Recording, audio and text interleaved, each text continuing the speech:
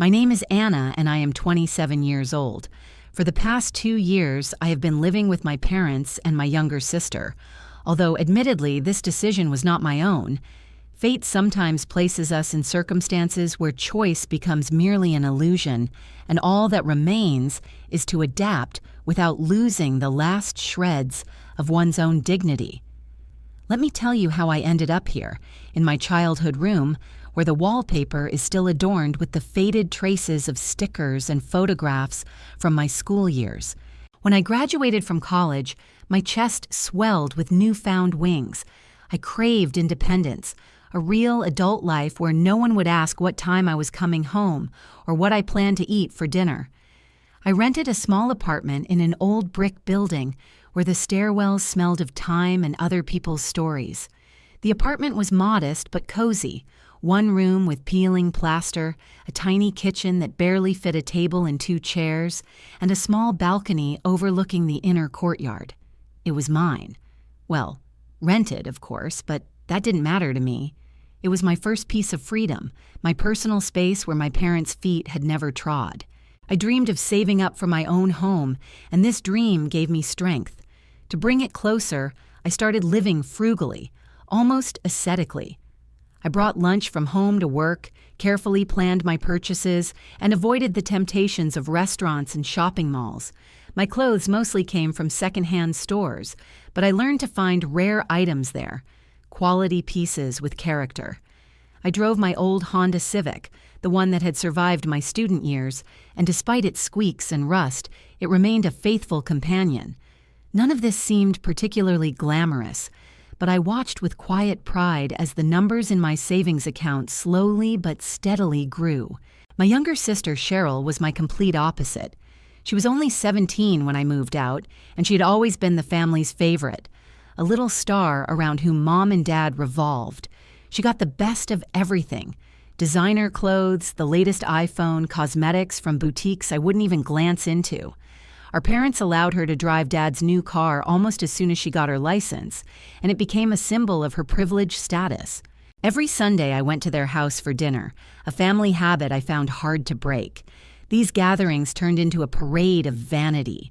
Cheryl, radiant, would always try to show off her latest acquisition: a new bag, a dress, perfume. "Anna, look at my new Gucci bag. Isn't it wonderful?" she would chirp, perfectly aware that I couldn't afford anything like it. I would smile, pretending to admire it, but inside I felt something cold and sharp, piercing beneath my ribs. "Is that the same sweater you were wearing in photos 3 years ago?" she would ask with feigned surprise. I would calmly reply that the sweater was still in good condition. "Oh my God, Anna, you dress like a grandma," she would laugh, turning to our parents to seek their approval. Mom and Dad didn't condemn her behavior. They just smiled indulgently, as if watching a harmless theatrical performance. For them, it was probably just playful teasing, but sometimes I wanted to scream, to make them see how her words devalued me, how they turned my efforts into a joke. Meanwhile, life went on. I worked at a marketing agency, immersing myself deeper and deeper in my profession. I managed to learn the necessary skills, got a promotion, and finally began to feel confident about the future. I had a small but solid circle of friends, people with whom I didn't have to pretend. We had movie nights at home, walked in parks, argued about books, laughed until we cried. We didn't spend money on expensive entertainment, but every evening was filled with warmth. I was content.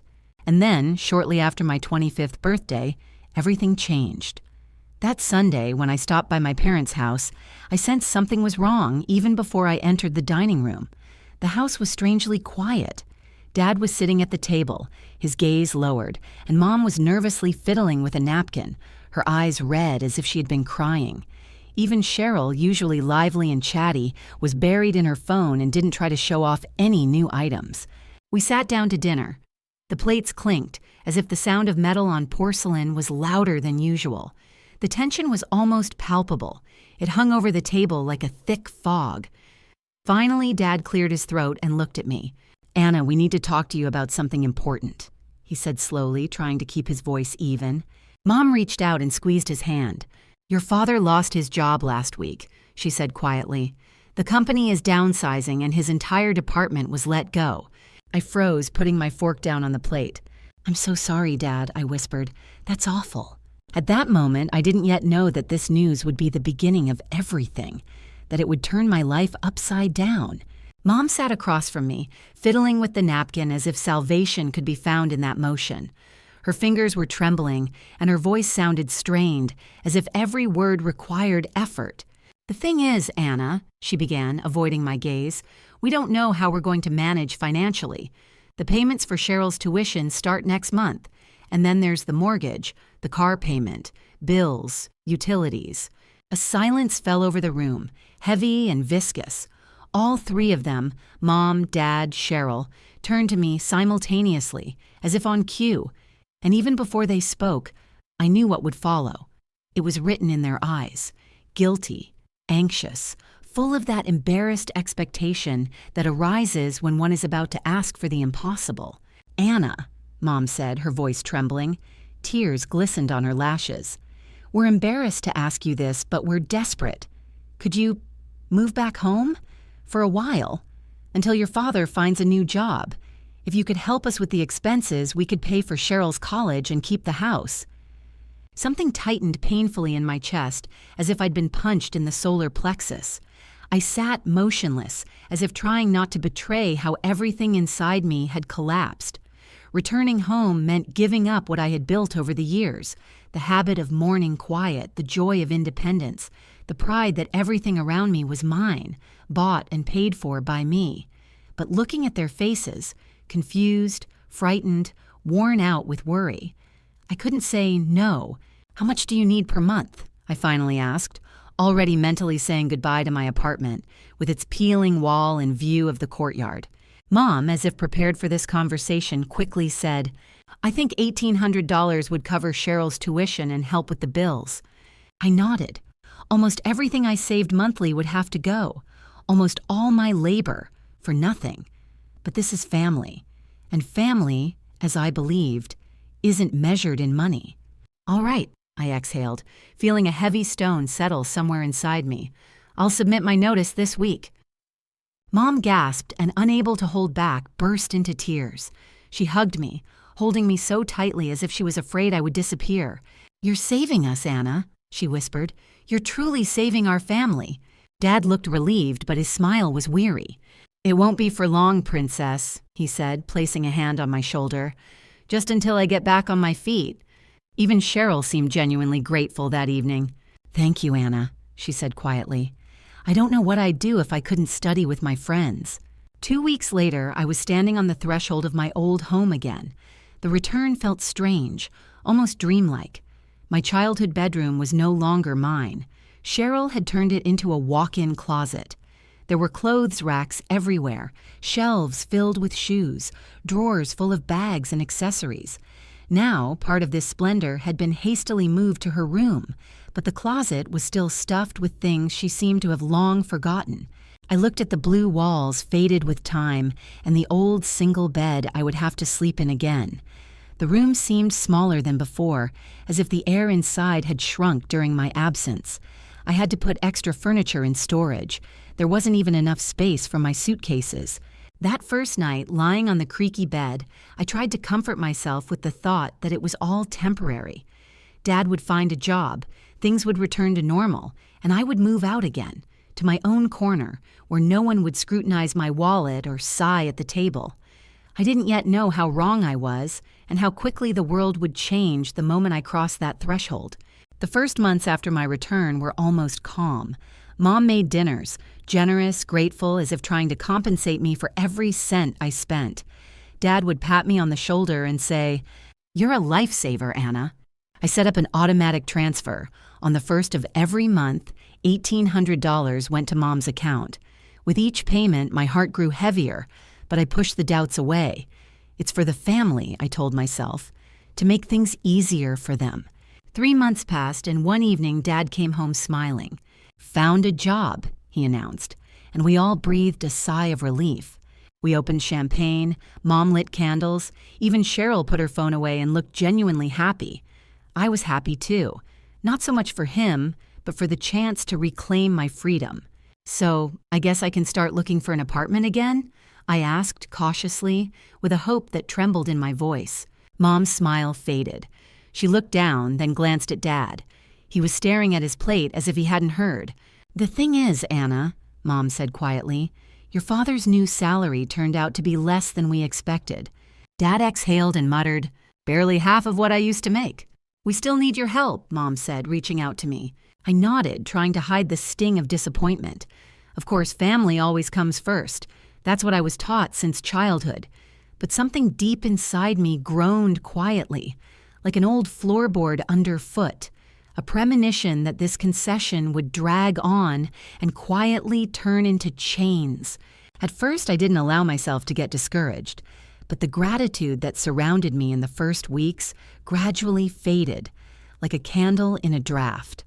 Warm words were replaced by small remarks, like mosquito bites, not fatal, but irritating. "Anna, do you really have to spend 40 minutes in the bathroom every evening?" Mom asked one day, not looking up from her book. "It's wasteful. You're not living alone here." I almost laughed at the absurdity of the reproach. The only luxury I allowed myself was an evening bath, hot water, silence, a book. My only way to briefly forget about work, the constant money transfers, the guilt for daring to breathe in this house. But to avoid arguing, I cut my 40 minutes to 20. Then came the dinners. When I first returned, Mom often made my favorite lasagna, smelling of basil and sharp cheese. Now the menu had changed. The kitchen had become a culinary altar for Cheryl. Chicken parmesan, roasts, salads with exotic ingredients I could barely pronounce, let alone swallow. It seemed the house revolved around her tastes and whims. The little things multiplied like snowflakes before a storm. Mom started asking me to lend her some money for groceries, for utilities, just in case. Dad once asked for $40 until payday, and of course, forgot to pay it back. Mom explained that her card was acting up and asked for $100 for the hairdresser. I didn't remind her about the debt. It would have been awkward since I was the family savior. Meanwhile, Cheryl increasingly came home with new things. New shoes with a patent shine, a designer backpack, a smartwatch, all accompanied by an enthusiastic story about a sale that was impossible to resist. Finally, I couldn't take it anymore. That evening, she burst into the house with an armful of bags, like a victor returning from battle. "Where do you get the money for all this?" I asked, trying to keep my voice calm. She gave me a quick glance, cold, dismissive. "Mind your own business," she snapped. "Just because you live like a pauper doesn't mean I have to." I should have insisted then, demanded an explanation, but I remained silent. I decided I didn't want to fight, and that was a mistake. A big, stupid, almost fatal one. One Friday, I came home late. The week had been grueling. My boss had dumped a project on me at the last minute, and I'd been working late to finish a report. All I wanted was a bath and bed, just water, warmth, and silence. But as soon as I walked in, I was met by Cheryl, bouncing with impatience. "Great, you're here," she exclaimed. "I need $700. I blinked, thinking I'd misheard. "For what?" "A trip with friends. We're going to the beach for 3 days," she said quickly. "Everyone has already paid their share, only I haven't." "And you think I'll just give you $700? I asked, trying not to raise my voice. The smile vanished from her face. "Why not? You don't spend money on anything else. Aren't you the one paying $1,800 a month to keep the house going?" I felt anger boiling in my chest. "I don't have spare money for your beaches," I said evenly. "Oh my God, you're so stingy," she snorted. "It's just money." Something in me snapped. All the accumulated irritation, all the swallowed remarks, all the transfers without gratitude burst out. "No, not just money," I said, no longer controlling my volume. "It's my money, earned with sweat and sleepless nights. I work 50 hours a week so you can live comfortably. Maybe if you got a job yourself, like I did in college, instead of leeching off everyone, you'd understand what it's worth." Her eyes widened, not with remorse, but with offense. "I have classes. I don't have time for a job. I'm studying and working so hard on my projects." "Come on," I interrupted. "You're just lazy and arrogant." Her face contorted, and a second later, sobs were heard. But they weren't quiet, genuine tears. They were loud, demonstrative wails, with more theater than pain. The echo of these sounds instantly spread through the house. A couple of moments later, Mom and Dad appeared in the living room. Mom ran over, hugged Cheryl, shielding her like a shield. "What's going on?" she asked, looking at me with anxiety and reproach, as if I had just raised a hand against a child. "Anna called me lazy and arrogant," Cheryl sobbed, burying her face in Mom's shoulder. Her voice trembled, but there was a falseness to it. 2 perfect pauses, 2 loud sobs. "She said terrible things to me," she added with a strained tone, as if performing on stage. Dad looked at me, and his face darkened, as if a shadow had fallen over it. "Is that true?" he asked hollowly, almost in a whisper, but that whisper already held an accusation. I straightened up, trying to speak calmly, not letting my emotions take over. "She demanded $700 from me for a beach trip," I explained. "I said no, and I added that she should get a job instead of expecting someone else to always pay for her entertainment." "How dare you speak to your sister like that in our house?" Mom cut in sharply, holding Cheryl close as if protecting her from me. "Your house," I repeated, feeling indignation boiling inside me, which, by the way, I am also paying for. Mom flared up as if I had uttered an insult. "There you go again," she exclaimed. "Every time something isn't to your liking, you throw your money in our faces." I looked at their faces, wary, angry, tired. At Cheryl, who, hiding behind Mom's shoulder, allowed herself a smug shadow of a smile when she thought no one was looking. They couldn't or didn't want to see what was really happening. "All right," I said hoarsely. "I'm going to my room." I closed the door behind me and sank onto the bed. My body was shaking, as if from cold, though the air was stuffy, thick. A knot of anger, pain, and some hopeless loneliness churned in my chest. This wasn't family support. This was something else. Quiet, mundane exploitation, wrapped in the form of love and duty. That evening became a turning point for me. From that moment on, I started looking at everything differently, as if from a height, from the outside, like an observer. And the picture that opened before me was disheartening. On Fridays, Mom, Dad, and Cheryl often went out on errands, to visit Aunt Martha, to a school event, to neighbor's place. But one day, while doing my laundry, I found crumpled receipts in the laundry room. Restaurants, expensive, trendy, with names I'd only seen on billboards. I couldn't even afford lunch in such places, and they, it turned out, were visiting. Cheryl's closet, once packed to the brim, was now literally bursting with new purchases. I saw her bring in a brand new MacBook for studying, as she explained. A week later, an expensive camera for photography classes appeared, and I was still driving my old Honda Civic, which creaked pitifully with every turn and wore clothes until they literally fell apart at the seams. 6 months passed like this, then a year, then another 6 months. Every time I brought up moving out, a new reason to stay appeared. "Dad's car broke down," Mom would say. "We need to pay for repairs." Or, "The roof is leaking and the repairman requires an advance." Or, "Cheryl's tuition increased. You understand how important it is." And I understood, or at least tried to convince myself that I did, but bitterness was growing inside. I felt trapped, in an invisible, sticky trap from which it was impossible to escape without guilt. My dream of my own home, a place where I could close the door and be my own master, now seemed distant, like a mirage in the desert. For years I had worked towards it, saved every little thing, and now it was all dissolving in an endless, "we need." The worst part was that the family no longer even tried to pretend to be grateful. They treated me as a given. I was an ATM with a presence function, a source of money that occasionally got in their way in the bathroom. It had been almost 2 years since I returned to my parents' house. My savings, once growing month by month, had stagnated, like water in a frozen pond. Each new paycheck vanished into the void, into their bills, their problems, their desires. Sometimes, sitting in the office, I caught myself feeling afraid to go home. I started staying late at work, taking on extra projects just to postpone the moment I had to cross the threshold of that house again. Sometimes I sat in my car in the supermarket parking lot holding my phone and scrolling through rental listings. I was looking for something, small, inexpensive, any chance to escape. But every time, calculating the expenses, I realized I couldn't.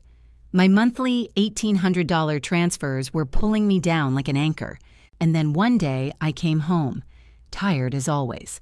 It was evening, and a soft light was already on in the windows. I opened the door and heard animated voices in the kitchen.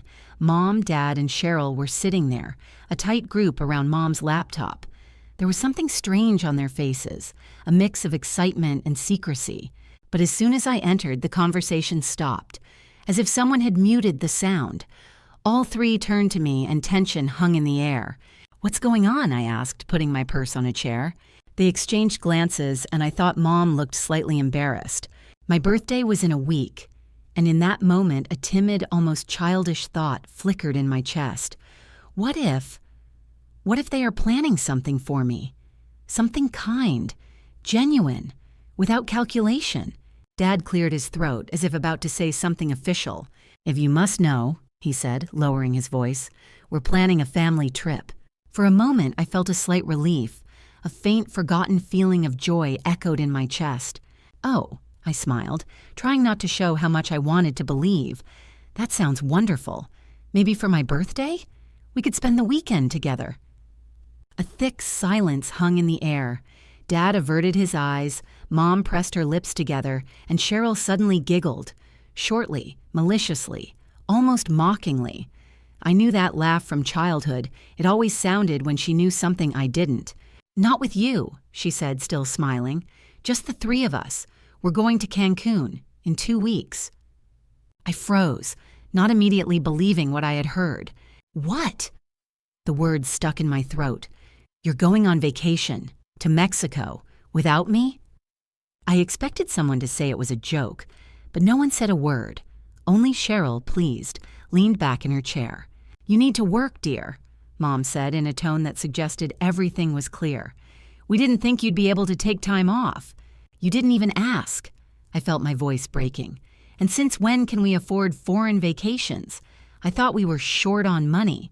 Cheryl rolled her eyes. "Oh my God, Anna, stop being so dramatic. I deserve this trip. I've been studying so hard in college." "You deserve it?" The words burst out before I could stop myself. "What about me? I've been working nonstop for 2 years, paying you almost $2,000 every month." Dad sighed heavily. "There you go again, always reducing everything to money." "To money?" My voice rose to a shout. "Don't keep score when I'm paying for everything while you plan a beach vacation without me." Mom theatrically pressed a hand to her chest, a gesture she always used when she wanted to emphasize her offense. "Watch your tone, young lady," she said coldly. "We are not going to feel guilty about money. It's not about guilt." I was barely holding back a tremble. "It's about fairness. Basic fairness. How can you think it's normal to leave me behind and go on vacation with my own money?" Dad looked at me with irritation that no longer held even a pretense of understanding. "If you earned more, you could afford a vacation too," he said, and his voice held an icy sarcasm. Something inside me broke. Everything I was still trying to hold on to, patience, hope, love, collapsed instantly. I turned and left, not waiting for their reaction. In my room, I slammed the door and just sank onto the bed. Tears broke through, hot, humiliating. They weren't just tears about the vacation. I was crying because I finally understood everything. They didn't love me the way I loved them. To them, I wasn't a daughter, but a convenient resource, a wallet with feelings. For the next week, we barely spoke. They didn't mention the vacation. I didn't bring up moving out. We lived under one roof like strangers. Meanwhile, my birthday was approaching. Despite everything, a naive hope still flickered deep inside. Maybe, just for this one day, they wouldn't ignore me. Just one kind word, a small gesture, a sign of attention. I would have forgiven a lot. The day arrived, my 27th birthday. The morning started as usual. Mom was making coffee, Dad was reading news on his phone, Cheryl was scrolling through social media. No one said a word. Not happy birthday, not a card, not even a glance. I packed my bag and went to work with a stone in my chest. I wasn't expecting gifts, but the silence was worse than any reproach. After work, I stopped by a supermarket and bought a small cake, chocolate with white happy birthday lettering. Nothing special, just a gesture, an attempt to make the day a little bit mine. I imagined coming home, putting it on the table, and maybe we'd at least eat a piece together, at least a semblance of family. When I entered the house, for a second, it seemed my hope was justified. Mom, Dad, and Cheryl were sitting at the dinner table. All three were dressed up. The room smelled of perfume and something festive. A large box wrapped in shiny paper and tied with a ribbon stood on the table. "There she is," Mom said, smiling, but the smile was empty, not reaching her eyes. "The birthday girl." I put the cake on the table. "I bought us something sweet," I said awkwardly, trying to keep warmth in my voice. Cheryl looked at the box, then at my cake, and snorted. "You shouldn't have bothered," she said, her lips twisting into a smirk. "We're leaving in 10 minutes anyway." I felt a lump form in my throat. On the outside, everything seemed normal, the room, the lamp, the smell of coffee, but something was irrevocably changing. The air between us had become thick, like before a storm, and I understood. There was no longer a place for me in this house, not in their plans, not in their hearts. I looked at the neatly wrapped box sitting on the table in front of me. The silver paper shimmered under the lamp, and the scarlet bow was tied with an almost mocking care. "What is this?" I asked, feeling a mix of cautious hope and distrust inside. Dad pushed the box towards me. "A birthday present for you. Go on, open it." For a moment, my heart fluttered. Maybe I was wrong. Maybe they did care, and with this gift they wanted to make amends for their coldness, to show they remember. That, despite everything, I am part of the family. I untied the ribbon, took off the lid, and froze. Inside lay a brand new suitcase, expensive, shiny, with neat zippers and multiple compartments. It looked like something from a life I wasn't yet living, light, free, devoid of worries. "Wow," I exhaled, smiling awkwardly. "It's very beautiful." I had never received anything so expensive from them before. "Are we going somewhere after all?" I asked, trying to read the answer in their faces. All three of them laughed. The laughter wasn't kind. It held a cold mockery, almost anticipation. "Of course you are," Dad said, looking straight at me. Mom leaned forward, her smile stretching into a thin line. "We want you to pack your things in this suitcase and get out of our house. Tomorrow morning." I froze. The words didn't register immediately. "What?" I whispered. "Are you joking?" "We're kicking you out," Cheryl chimed in joyfully, not hiding her triumph. "I'll finally turn your room back into a walk-in closet." The world swayed slightly. "I don't understand," I whispered. "Why now?" Dad answered almost wearily, like a person who had already made a decision and had no intention of discussing it. "Because we're tired of your attitude, tired of you constantly reminding us how you help with money." "I don't remind you, I just—" Mom waved her hand, cutting me off sharply. "We don't need your money anymore anyway." I felt a chill in my chest. "What?" "Your father got a promotion 6 months ago," she said almost casually. "He's been earning well for a long time. We just didn't tell you." I took a step back as if the words had physically struck me. "So all this time you were taking my money even though you didn't need it?" Dad shrugged as if discussing something mundane. "Consider it payback for all the years we raised you." I looked at their faces, and in each one, in Mom's soft features, Dad's tired eyes, Cheryl's mocking gaze, I saw strangers. Everything I had once loved in them had disappeared, as if it never existed. Without a word, I stood up. With every second, it became quieter and clearer inside me. No tears, no screams, just a pure, crystalline understanding. This birthday had truly been a gift. It showed me the truth, who these people were, and who they should no longer be to me. I went upstairs to my room. I didn't join them at the table where my cake remained, the one I had bought to somehow mark the day that, as it turned out, was the end of one life and the beginning of another. Their laughter, the sound of knives, the clinking of dishes came from below. They were eating my cake, without me. I lay on the bed staring at the ceiling. The emptiness was no longer frightening. There was something liberating in it. The next morning I got up early when the sun was just tinting the curtains with a pinkish light. I gathered everything that belonged to me.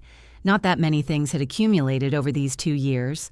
My books, a few sets of clothes, my laptop, a couple of photos from my previous life where I still believed in family. It all fit into the new suitcase and 3 small boxes. The house was asleep. The silence seemed almost kind. I stopped in the doorway of my room and looked at it for the last time. Once my posters had hung here, stacks of books stood. Now, bare walls, pale as a memory. I called a cab. The taxi arrived silently, the morning air was cool, and for the first time in a long while, I breathed it in deeply. The hostel I went to was modest. A small room with 4 bunk beds, a shared shower, and a kitchen smelling of instant coffee. But when I sank onto the lower bunk of my bed, I suddenly felt something long forgotten: lightness. No one expected transfers from me, justifications, humility. The first week passed in a haze. I went to work, searched for housing in the evenings, and one day I came across an ad. A small studio, old but cheap. I looked at the photos and felt my heart beat faster. It wasn't much, but it could be a beginning. A few days later, I signed the lease and paid the deposit. When I first stepped inside, I smelled fresh paint and dust, the smell of a new beginning. The room was tiny, a narrow bed, a miniature kitchenette, a window with a view of an alley. But it was mine. Only mine. I bought secondhand furniture, a bed, a table, a couple of chairs. With each item I added to the space, it came alive, as if responding to my presence. And with each little thing, I felt myself returning to me. No one could kick me out on a whim anymore. No one dictated how much I had to pay for others' whims. Here, among the creaking floorboards and cheap light bulbs, I finally felt again the simplest and most precious feeling: freedom. The first month passed without a single word from my family. The silence, which once frightened me, now seemed almost a blessing. I had blocked their numbers, but out of habit I checked my email. Not because I expected letters from them, but to not miss responses to my resumes. Work became my refuge, my new frame of reference. I took on everything: extra projects, shifts, overtime. I came home late, my feet buzzing with fatigue and a quiet sense of satisfaction. The day was not lived in vain. My boss, a dry but attentive man, noticed the change. One day, almost without looking up from his monitor, he muttered that if I kept it up, a higher position might open up in a couple of months. It was a hint, but for me, it was like a glimpse of the future. Without the monthly $1,800 transfers, I suddenly discovered with surprise how quickly my account was growing. The numbers added up as if by themselves, and I caught myself starting to feel control over money, over life, over myself. I still lived modestly. The habit of saving was more ingrained than I thought, but now this thrift wasn't dictated by fear. It was a choice. At the end of the month, I allowed myself a small celebration. I booked a table at a cozy corner restaurant with soft lighting and the smell of fresh bread. I sat by the window, ate warm risotto, and listened to the hum of the evening city. In those moments of silence and peace, it was as if I was rising from the ruins of my own life. Another 4 months passed. The promotion my boss had mentioned in passing actually happened. Along with it came a raise, enough to allow me to breathe more freely. I started reading about programs for first-time home buyers. A small apartment, my own, with east-facing windows and plants on the windowsill. Once a distant dream, now became something possible, almost tangible. Exactly 6 months after my birthday, after that ill-fated evening with the suitcase, my phone rang, an unknown number on the screen. Usually I wouldn't have answered, but something, a barely perceptible current of anxiety, made me pick up. "Hello," I said. "Anna," came from the other end. "It's Mom." My heart tightened as if from a blow. Her voice was cloyingly sweet, the tone she always used when she wanted something. "What do you want?" I asked evenly, almost wearily. "Don't be like that, dear," she drawled. "I'm calling because we need to talk. Can you come home? It's important." "No," I said. "Say it now."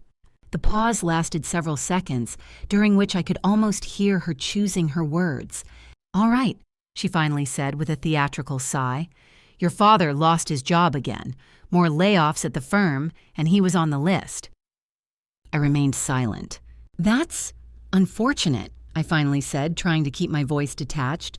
Of course he's looking for options, she continued, and a familiar note of self-pity entered her tone. But times are terrible now.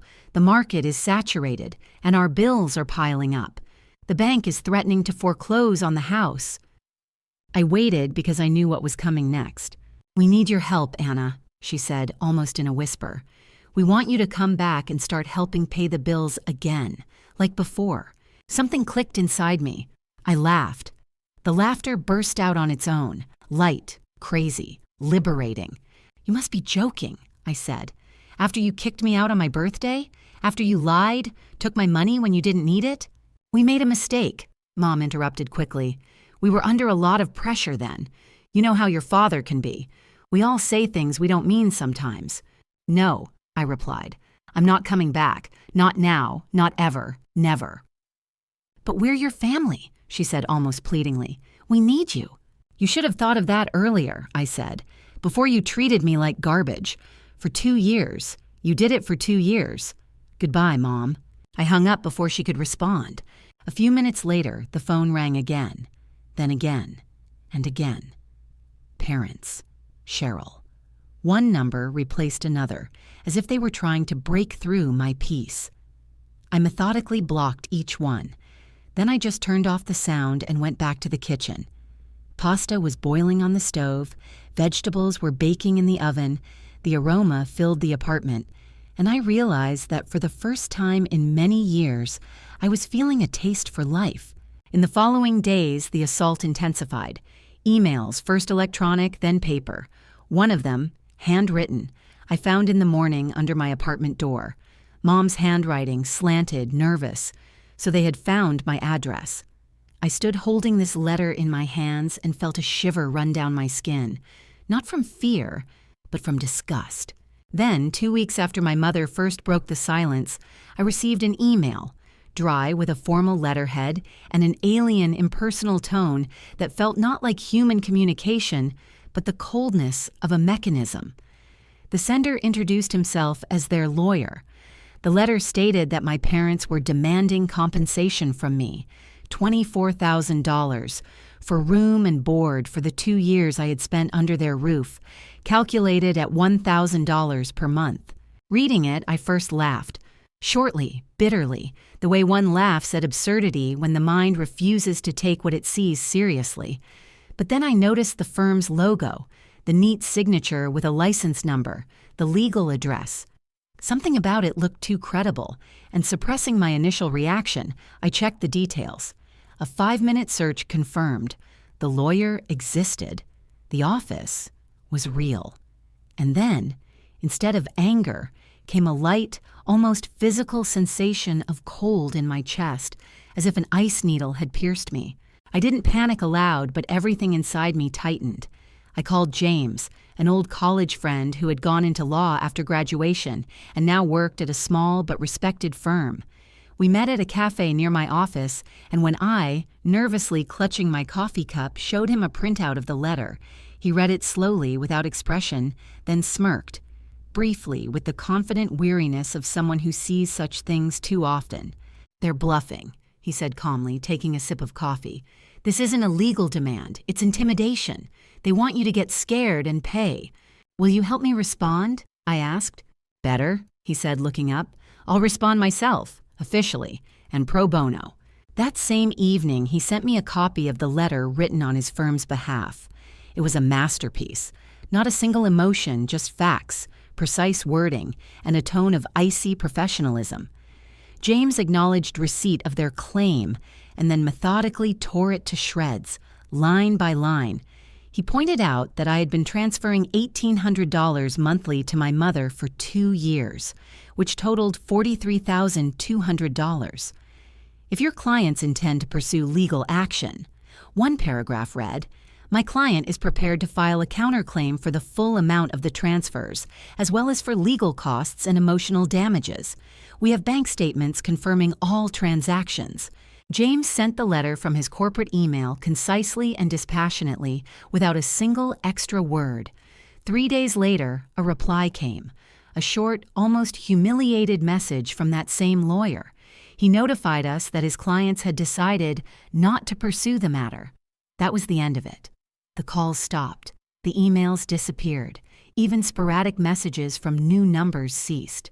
A couple of weeks later, I heard from a cousin who still kept in touch with them that the family's situation was bad. Dad was still unemployed. To pay for Cheryl's final year of college, they had to sell one of the cars. The bank was demanding payments, creditors called daily, and they were seriously at risk of losing the house. A year ago, had I heard such news, I would have rushed to help without a second thought, brought my savings, found refinancing options for them, paid for my sister's tuition. But now, listening to this, I felt only a light, detached pity, the kind one feels for strangers whose stories flash across the news. No pain, no guilt, just the understanding. They made their choice. They once decided I was not a daughter, but an ATM from which they could withdraw endlessly. They used my love while it was profitable, and then, when they decided I was no longer needed, they threw me out like an unwanted object. Today marks exactly 1 year since that morning I left their house with the suitcase, that birthday gift. Now that suitcase sits in the corner of my new bedroom, in my home. Not a rental, not a hostel, but a small townhouse for which I just made the first down payment through a first-time homebuyer program. It's not the dream house yet, but I know. It's a step. The first, real, hard-won, and deserved one. My savings account looks better than ever.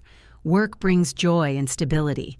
I recently got another promotion and started dating someone who doesn't try to change me, doesn't demand proof of love in the form of transfers or concessions, but simply respects my boundaries, my goals, and my peace.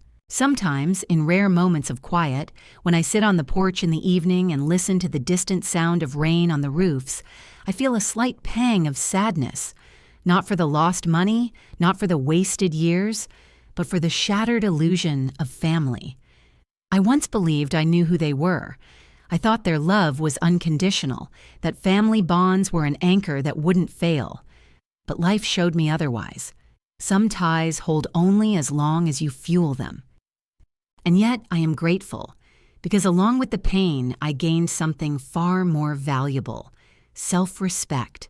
Now I know my worth, I know what I deserve, and I won't allow anyone, relatives, friends, lovers, to convince me that I deserve less.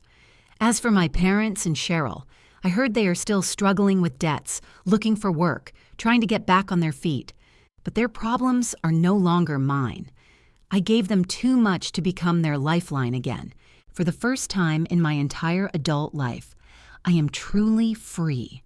This word, simple, but heavy as metal. It holds no revenge, no joy, no regret. There is only silence, my own breath, and the certainty that no amount of money in the world could make me give up this feeling.